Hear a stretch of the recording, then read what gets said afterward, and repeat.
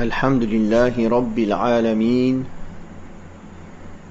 والصلاة والسلام على أشرف المرسلين وعلى آله الطيبين الطاهرين وصحابته أجمعين ومن تبعهم بإحسان إلى يوم الدين، أما بعد.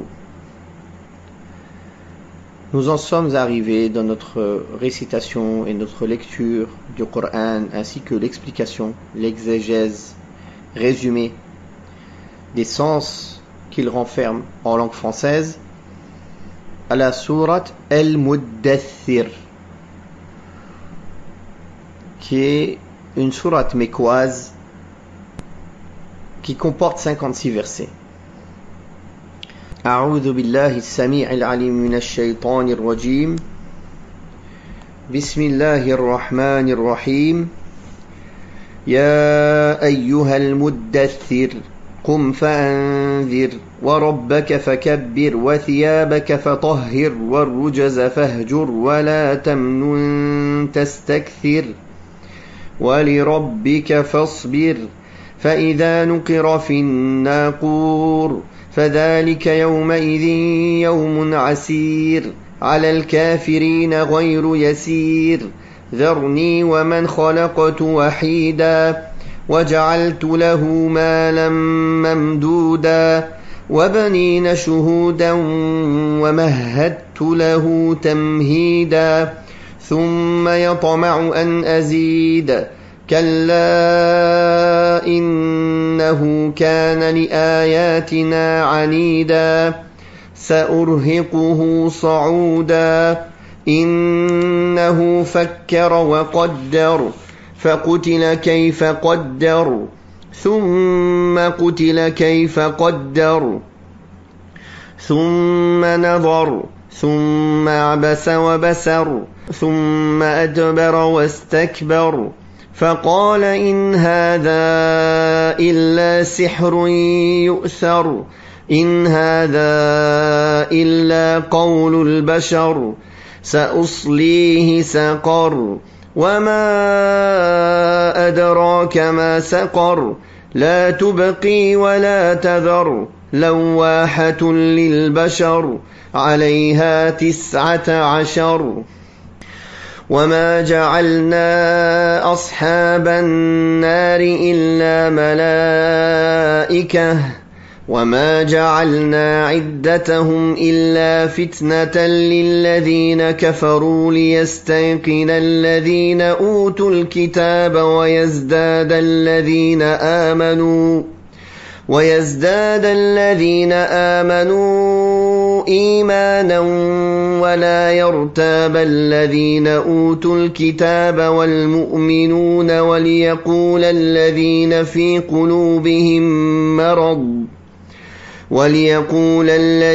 في قلوبهم مرض والكافرون ماذا أراد الله بهذا مثلا كذلك يضل الله من يشاء ويهدي من يشاء وما يعلم جنود ربك إلا هو وما هي إلا ذكرى للبشر كلا والقمر والليل إذ أدبر والصبح إذا أسفر إنها لإحدى الكبر نذيرا للبشر لمن شاء منكم أن يتقدم أو يتأخر كل نفس بما كسبت رهينة إلا أصحاب اليمين في جنات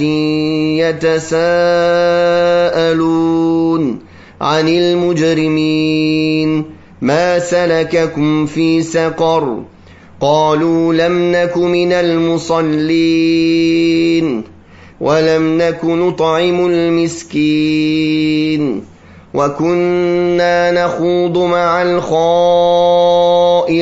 الخائضين وكنا نكذب بيوم الدين حتى أتانا اليقين فما تنفعهم شفاعة الشافعين فما لهم عن التذكرة معرضين كأنهم حمر مستنفرة فرت من قسورة بل يريد كل امرئ منهم أن يؤتى صحفا منشرة كلا بل لا يخافون الآخرة كلا إنه تذكرة فمن شاء ذكره وما يذكرون إلا أن يشاء الله هو أهل التقوى وأهل المغفرة. Donc sourate Al-Muddathir, Allah subhanahu wa ta'ala dit dans le sens des versets du verset 1 au verset numéro 6: Ô toi qui te recouvres d'un manteau, lève-toi et avertis les hommes. Proclame la grandeur de ton Seigneur, purifie tes vêtements de toute souillure, écarte-toi de l'adoration des idoles, ne donne pas en espérant recevoir davantage. Allah subhanahu wa ta'ala appelle le prophète sallallahu alayhi wa sallam Al-Muddathir, celui qui se recouvre d'un manteau, de la même manière et dans le même sens quand il a dit Ya ayyuhal muzzammil dans la sourate que nous avons expliquée hier. Et Allah Ta'ala a ordonné ici à son messager de faire des efforts dans son adoration et dans les obligations cultuelles, qu'elles soient obligatoires ou surérogatoires. De même, il lui a ordonné de patienter face au tort qu'il subit de son peuple.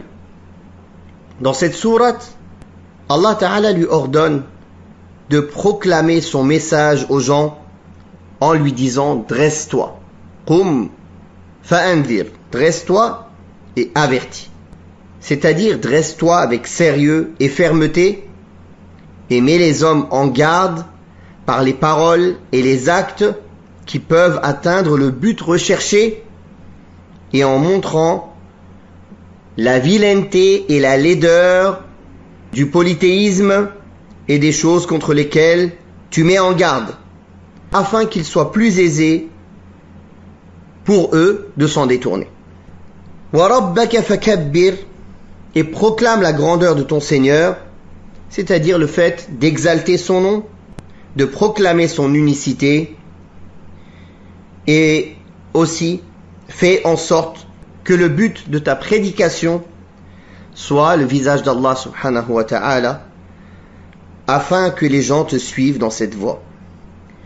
Quand Allah Ta'ala lui dit dans le sens purifie tes habits, il se peut que ce qui est voulu par habit, ce sont tous les actes apparents qu'il faut purifier de tout manquement et de toute souillure, en les débarrassant de tout ce qui peut les entacher, comme péché, comme imperfection, à l'image du polythéisme, qu'il soit majeur ou mineur, à l'image des péchés et des perversités, à l'image de l'hypocrisie, de l'ostentation, de l'orgueil, de l'insouciance et tout autre péché que le serviteur est appelé à éviter dans son adoration.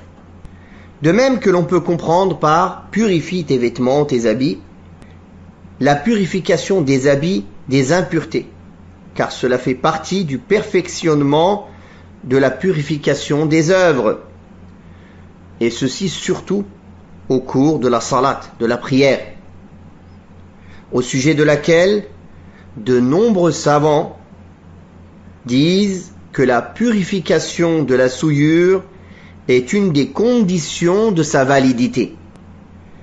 De même que on peut comprendre qu'il est demandé de purifier ses habits en tout temps, mais surtout dans les moments des horaires de prière pour accomplir la salat avec des vêtements purs. Par conséquent, s'il lui est ordonné de purifier ce qui est voyant et manifeste, cette purification du manifeste et de l'extérieur est une condition de la perfection, de la purification de ce qui est caché et intérieur.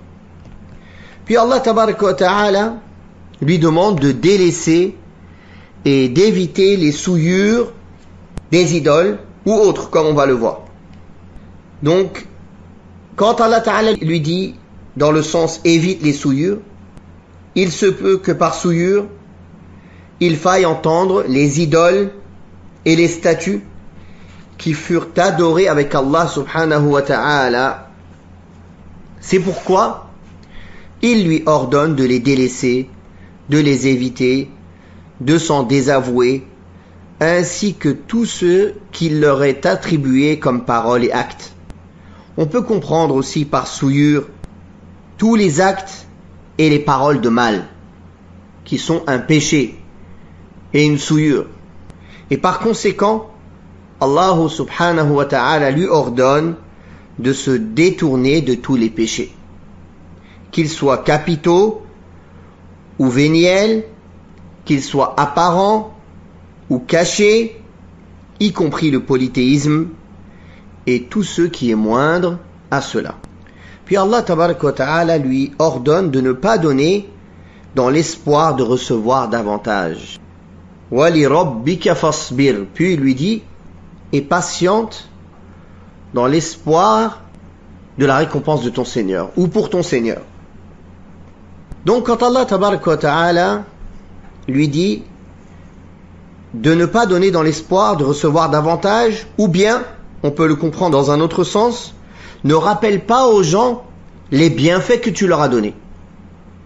Donc ce verset, on peut le comprendre par l'interdiction de rappeler aux gens les bienfaits qu'on leur a donnés, que ce soit des bienfaits moraux et spirituels, ou des bienfaits matériels à leur égard.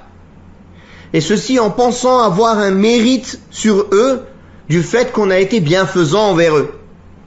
Bien au contraire, tu dois être bienfaisant envers les gens autant que faire se peut, en oubliant tes bienfaits à leur égard et en ne demandant aucune rétribution pour cela, si ce n'est la rétribution auprès d'Allah subhanahu wa ta'ala. Fais en sorte que ceux envers lesquels tu as été bienfaisant et les autres personnes envers lesquelles tu n'as pas été bienfaisant soient mis sur le même pied d'égalité, à tes yeux. On peut comprendre aussi de ce verset qu'il ne faut pas donner dans l'intention ou dans l'espoir de recevoir davantage. Et ici, certains savants voient que ceci aurait été spécifique au prophète sallallahu alayhi wa sallam, car comme il était rapporté dans des hadiths authentiques, il y avait des bédouins à l'époque du prophète sallallahu alayhi wa sallam qui lui faisaient des cadeaux dans l'espoir de recevoir davantage. Et d'ailleurs, le prophète sallallahu alayhi wa sallam leur donnait mieux que ce qu'il donnait.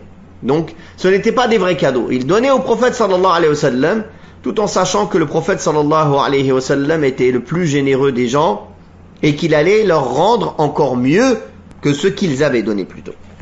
Puis Allah tabaraka wa ta'ala, dans le verset numéro 7, lui dit « Et fais preuve de patience pour ton Seigneur » dans le sens. C'est-à-dire, espère la récompense de ton Seigneur à travers ta patience et fais en sorte que cette patience soit sincère pour la face d'Allah subhanahu wa ta'ala. Le prophète Muhammad sallallahu alayhi wa sallam s'est soumis à l'ordre d'Allah subhanahu wa ta'ala et a commencé à prêcher aux gens le message avec lequel il a été envoyé.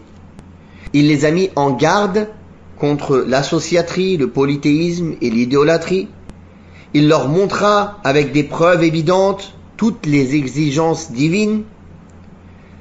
Il glorifia Allah subhanahu wa ta'ala et appela les hommes à glorifier Allah subhanahu wa ta'ala avec lui. Il purifia ses actes apparents et cachés de toute tare et il se détourna sallallahu alayhi wa sallam de tout ce qui est adoré en dehors d'Allah, comme les idoles, et leurs partisans, ainsi que de tous méfaits. Le messager d'Allah sallallahu alayhi wa sallam possède donc beaucoup de mérites et on lui est très redevable après Allah subhanahu wa ta'ala.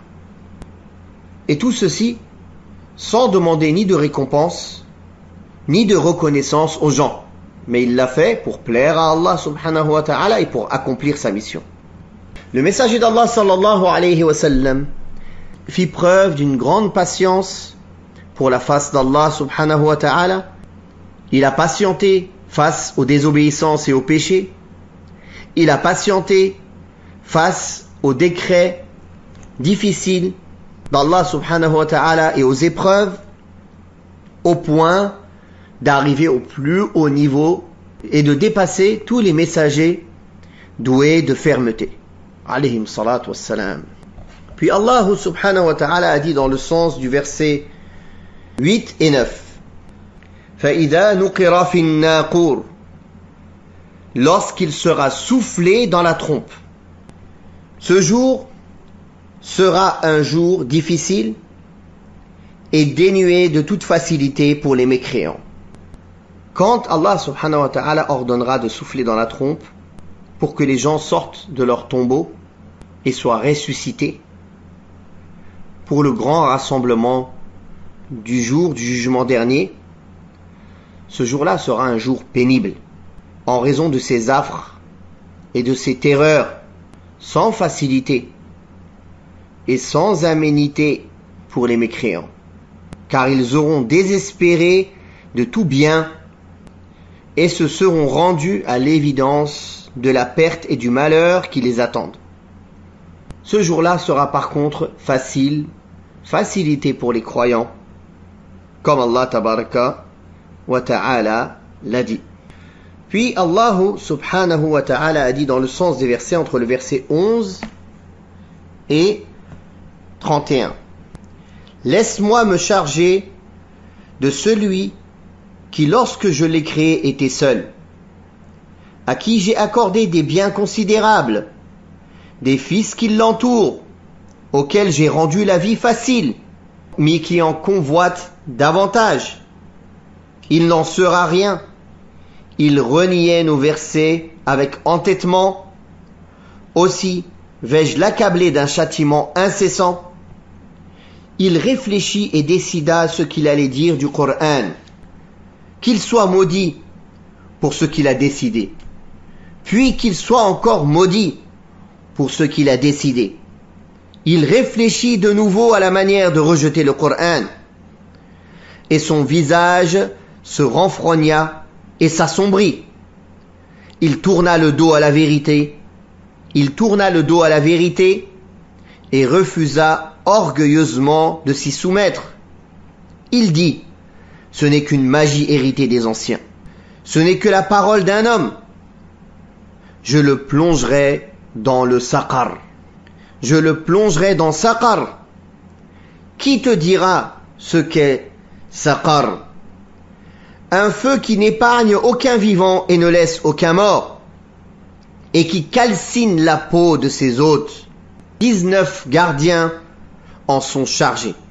Nous n'avons assigné que des anges à la garde de l'enfer, et nous n'en avons mentionné le nombre que pour éprouver les mécréants, mais aussi pour que les gens du livre soient convaincus que le Coran est une vérité, ou est la vérité, que la foi des croyants augmente, que les gens du livre et les croyants n'aient aucune incertitude à ce sujet, et afin que ceux qui ont une maladie de doute et d'hypocrisie dans le cœur et les mécréants disent: qu'a voulu signifier Allah en informant de ce nombre?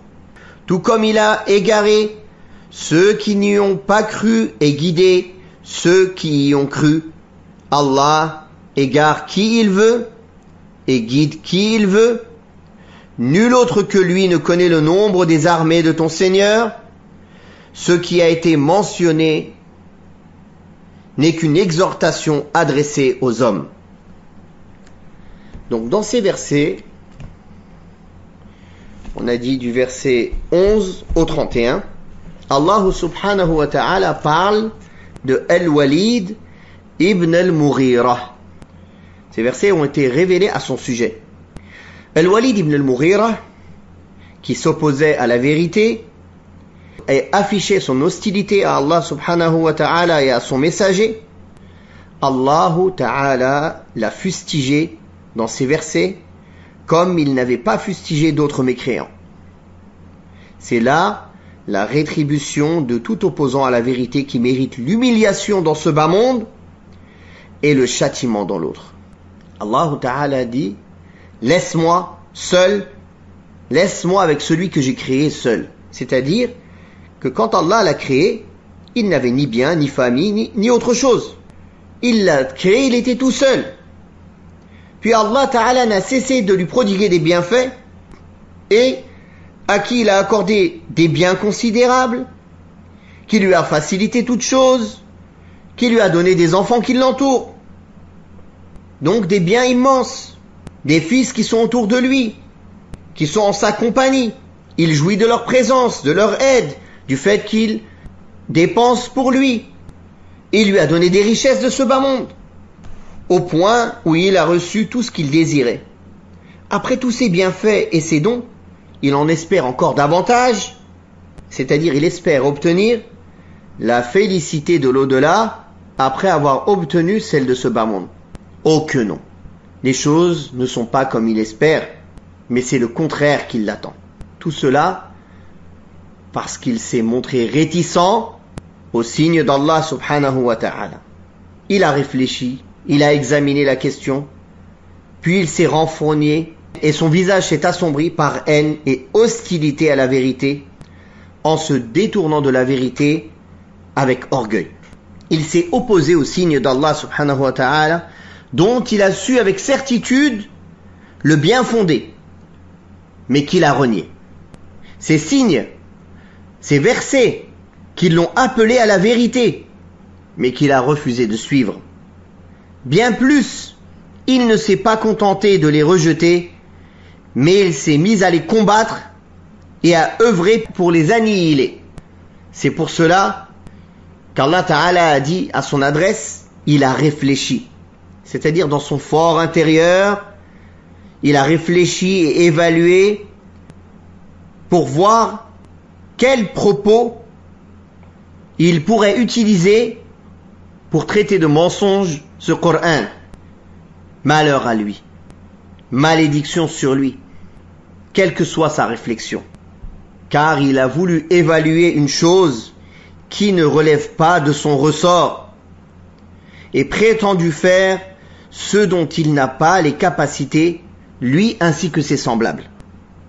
Donc il a rejeté la vérité et il s'est détourné avec hostilité. Il a renfrogné son visage s'est assombri après avoir réfléchi comment trouver un échappatoire pour rejeter ce Coran après qu'il ait reconnu que c'était la vérité. Il a dit, ce n'est qu'une magie héritée des anciens, ce n'est qu'une parole d'homme. C'est-à-dire que ce Coran n'est pas la parole d'Allah, mais la parole d'un être humain. Bien plus, ce n'est pas la parole d'un être humain respectable, mais d'un être humain de la pire engeance parmi eux, à savoir les menteurs et les magiciens. Malheur à lui, comme il est loin d'être juste, et comme il est ignorant et aveugle. Comment, après avoir vu et reconnu la vérité, comment une personne qui a une conscience et une raison saine et une intelligence illuminée peut avoir un doute que la plus sublime des paroles et la plus grandiose d'entre elles, la parole du Seigneur des univers, le majestueux subhanahu wa ta'ala, le tout-puissant, soit comparable à la parole des créatures faibles et imparfaites. Bien plus, comment un menteur entêté peut-il avoir la témérité de décrire cette sublime parole avec ses propos indécents et injurieux? Un tel orgueil invétéré ne mérite que l'humiliation et le châtiment. C'est pour ça qu'Allah Ta'ala a dit, je le précipiterai dans Saqar. Et qui donc te fera connaître la nature de Saqar, qui détruit tout et n'épargne rien? Saqar est un des noms de l'enfer et un de ses degrés. Et son nom, Saqar, qui vient de Saqara, veut dire calciner. Il calcine, il détruit tout. Son intensité est tellement forte qu'il ne laisse rien sans le détruire et sans le consumer. Qu'Allah nous en préserve.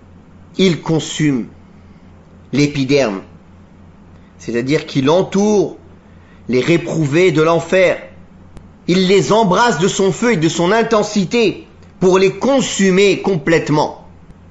Il est gardé par 19. Ici, Allah subhanahu wa ta'ala a voulu éprouver les mécréants. Dans le premier verset, il dit il est gardé par 19, sans citer que ce sont des anges.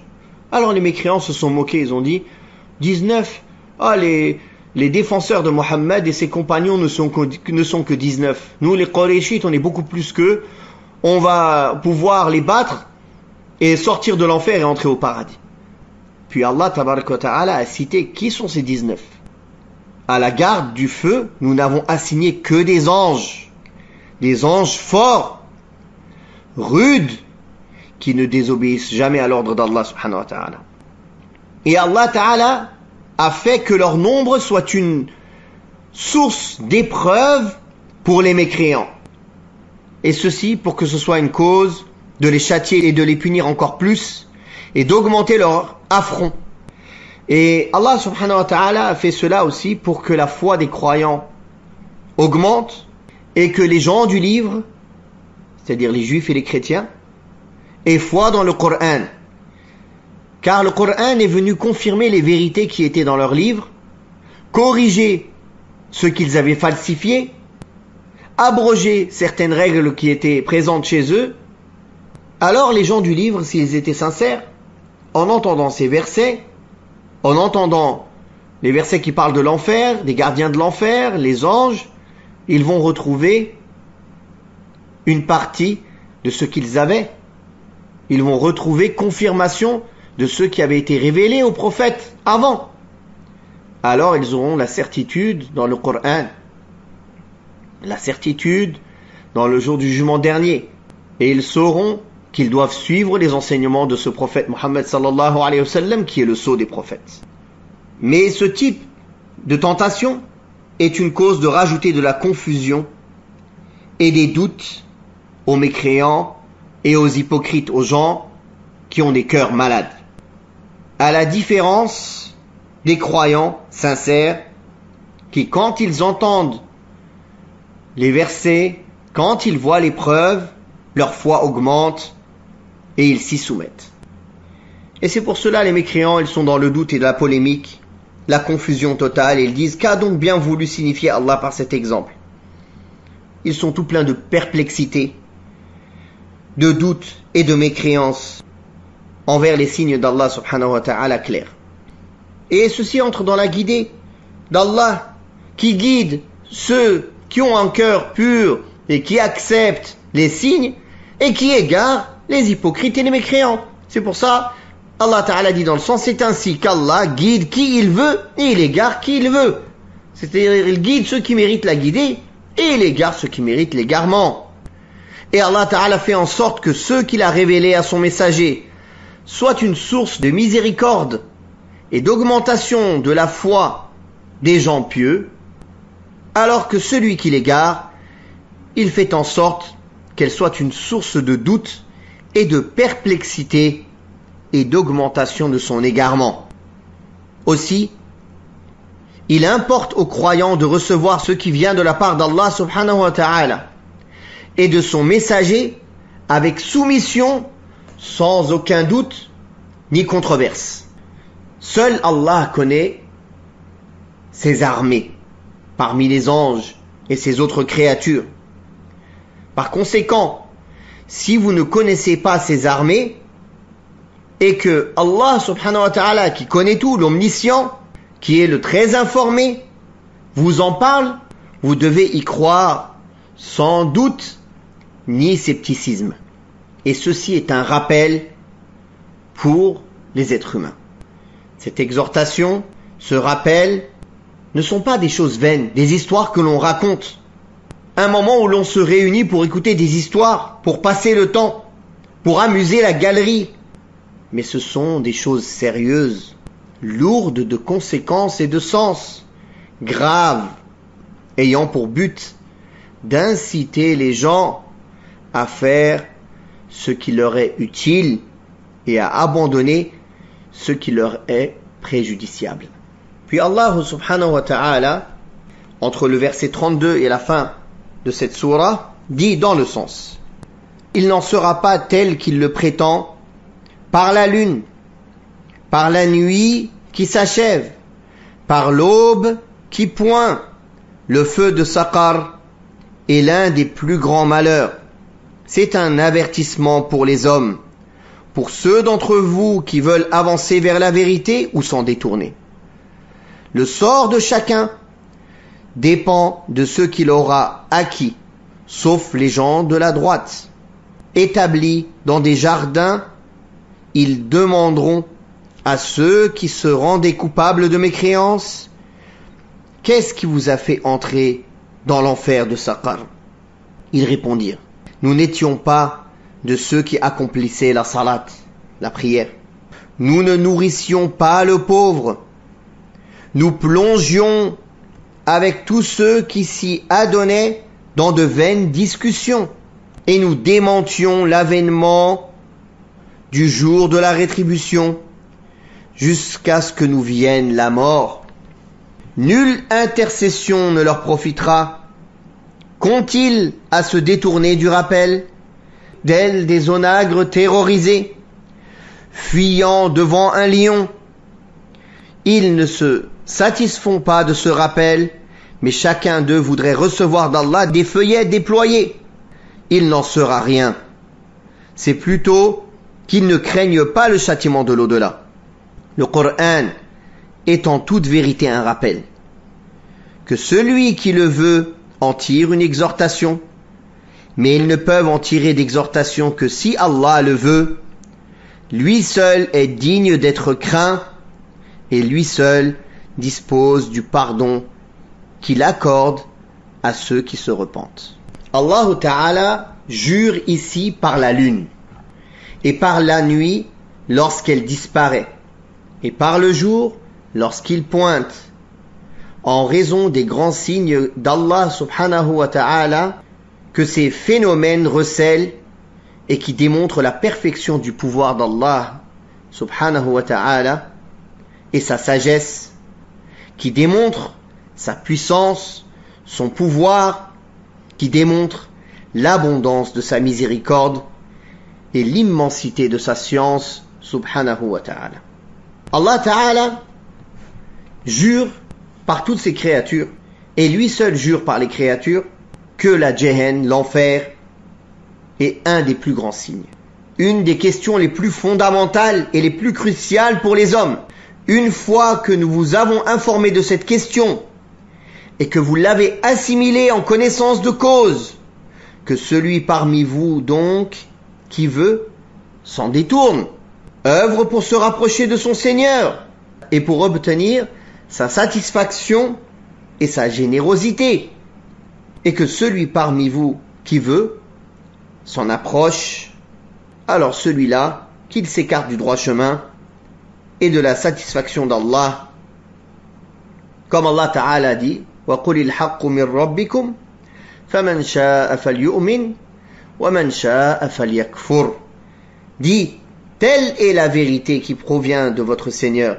Celui qui veut croire, qu'il croit, et celui qui ne veut pas croire, qu'il ne croit pas. Ce verset et tous les versets qui vont dans ce sens-là ne veulent pas dire que le musulman dit que tout le monde est libre de croire ou de ne pas croire, c'est-à-dire que auprès d'Allah c'est pareil, les gens ils sont libres d'être mécréants. Non, ce n'est pas dans ce sens-là. C'est une menace ici. C'est une menace que celui qui veut croire, croit, donc il sera récompensé, et que celui qui ne veut pas croire ne croit pas, donc il sera châtié.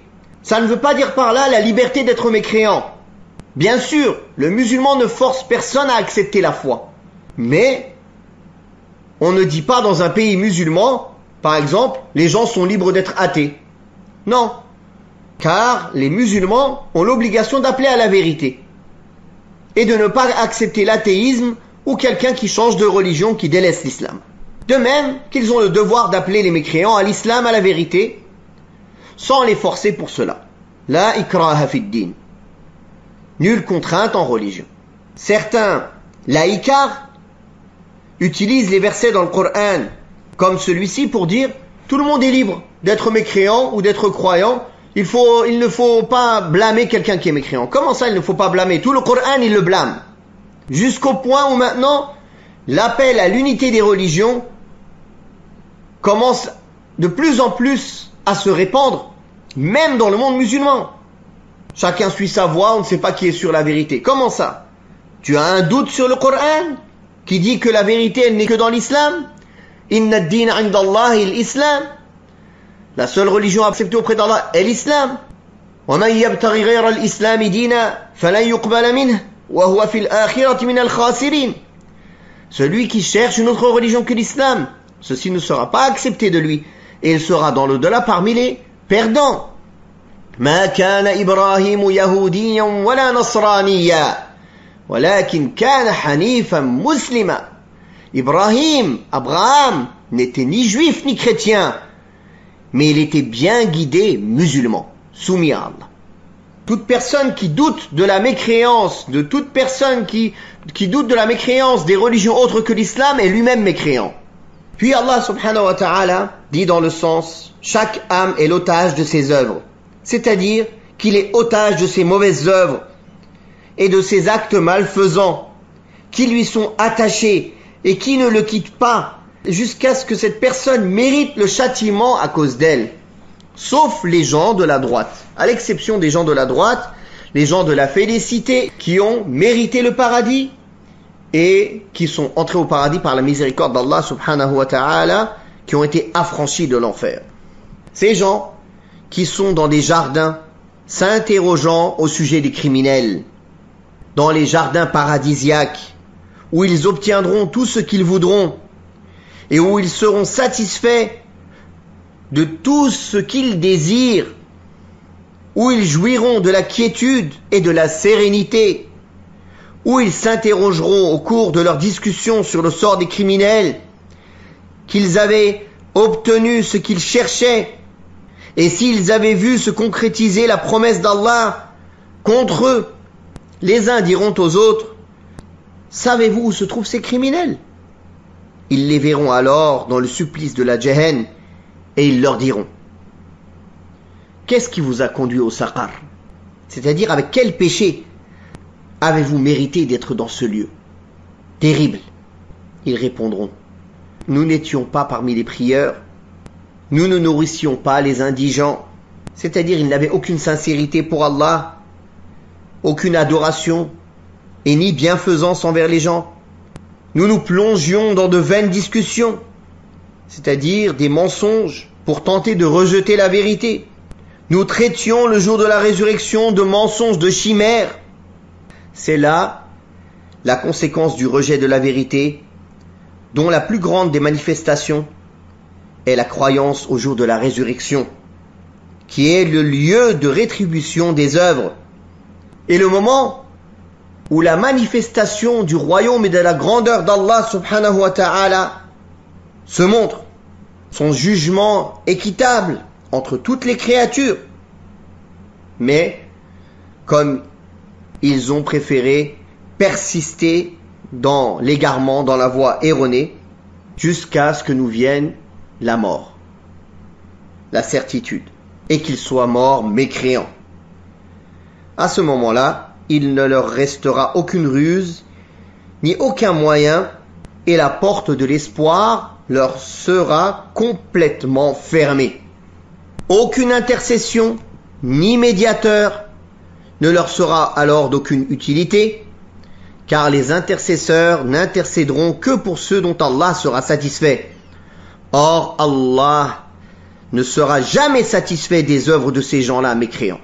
Après avoir montré le sort des réfractaires à la foi et avoir rappelé le châtiment qui les attend, il ajouta dans le sens qu'ont-ils donc à se détourner du rappel comme s'ils étaient des zèbres effrayés fuyant un lion, ou des ânes sauvages fuyant à la vue d'un lion ou d'un chasseur. De même, ces gens-là, ils fuient le rappel. C'est là la description la plus éloquente de ceux qui se détournent de la vérité. Or, cette opposition et cette fuite de la vérité ne les empêche pas d'avoir des prétentions. Chaque homme parmi eux aurait espéré recevoir du ciel un livre spécialement pour lui. Il prétendrait donc détenir toute la vérité. Mais non, il n'en sera pas ainsi. Allah choisit à qui il révèle ses livres. Et Allah choisit le message qu'il va transmettre. Ce n'est pas selon les passions des gens, selon leurs désirs, selon leurs prétentions. Par conséquent, s'ils avaient un quelconque bien en eux, ils auraient cru. Mais ce n'était pas le cas. C'est pour ça qu'Allah Ta'ala répond certainement pas. C'est-à-dire certainement pas, ils ne seront pas guidés, certainement pas, aucun livre ne leur viendra, certainement pas, toutes ces prétentions sont fausses. Car ils ne font que mentir. Et si un quelconque signe leur venait, ils n'y croiraient pas. Jusqu'à ce qu'ils voient le châtiment douloureux. En réalité, ces gens ne redoutent pas l'ultime demeure, l'au-delà. Car s'ils craignaient Allah Ta'ala, ils craignaient le jour du jugement dernier, ils n'agiraient pas ainsi. Et pourtant, ce Coran est bien un rappel. Ou cette sourate est bien un rappel et une exhortation. Sans rappel, qui veut? Car il lui a montré la voie et il lui a apporté les preuves et les orientations. Ceci va dans le sens de ce que l'on avait vu dans Sourate Al-Muzammil, qui affirme que les êtres humains ont une volonté. Sans rappel, qui veut? وَمَنْ شَاءَ فَذَكَرَهُ. Que sans rappel, qui veut? Donc, l'être humain a une volonté et il peut choisir d'accepter la foi ou de la refuser. Mais Allah Tabaraka wa Ta'ala a rappelé après cela qu'ils ne s'en rappelleront ou ils ne s'en souviendront que si Allah le veut bien. Car la volonté d'Allah prime toujours et aucun événement, qu'il soit insignifiant ou important, ne lui échappe. C'est-à-dire, la volonté de tous les êtres humains est englobée par la volonté d'Allah. Ou la volonté d'Allah est au-dessus de la volonté de tous les êtres humains. Et ils ne voudront que ce qu'Allah a voulu. Ceci est une réponse aux Qadariyya, les Qadarites, ou les Mu'tazila qui ont cette croyance, les Mu'tazilites, qui excluent que les actes des êtres humains soient créés par Allah. Eux, ils disent que les péchés des êtres humains, ils sont créés par eux-mêmes. Ils excluent que les actes des êtres soient sous la volonté d'Allah subhanahu wa ta'ala. Donc ça, c'est un extrême qui ont rejeté une partie de la destinée. C'est pour ça qu'ils ont été appelés Al-Qadariyya. L'autre extrême opposé, c'est Al-Jabriyya, les Jabrites. On en a parlé hier. Ceux qui prétendent que l'homme ne possède aucune volonté, ni d'acte réel, puisqu'il est contraint et déterminé dans ses actes. Ceci est faux, comme nous l'avons vu dans de nombreux versets hier, aujourd'hui et avant dans les autres cours de tafsir. Et on le verra encore, Inch'Allah, à chaque fois qu'il y a des versets qui prouvent cela, que l'être humain a une volonté propre à lui, avec laquelle il choisit ses actes. Mais cette volonté ne sort pas de la volonté d'Allah, et Allah sait déjà tous les choix qu'il va faire et leurs conséquences. Or, Allah subhanahu wa ta'ala a prouvé ici l'existence d'une volonté pour les créatures, réelle et pratique, en faisant d'elle une conséquence de sa volonté subhanahu wa ta'ala. Puis, Allah tabaraka wa ta'ala finit ces versets en disant que c'est lui seul qui mérite d'être craint, et c'est lui seul le pardonneur qui a la capacité de pardonner aux repentants. C'est lui seul qui est digne qu'on le craigne, qu'on l'adore. Il est le Dieu à qui l'adoration doit être consacrée, de même qu'il est digne de pardonner à celui qui le craint et qui œuvre en vue d'obtenir sa satisfaction. Ainsi s'achève la lecture et l'explication succincte de sourate Al-Muddathir. Wallahu ta'ala a'la wa a'lam. Wa sallallahu ala Muhammadin wa ala alihi wa sahbihi wa sallam.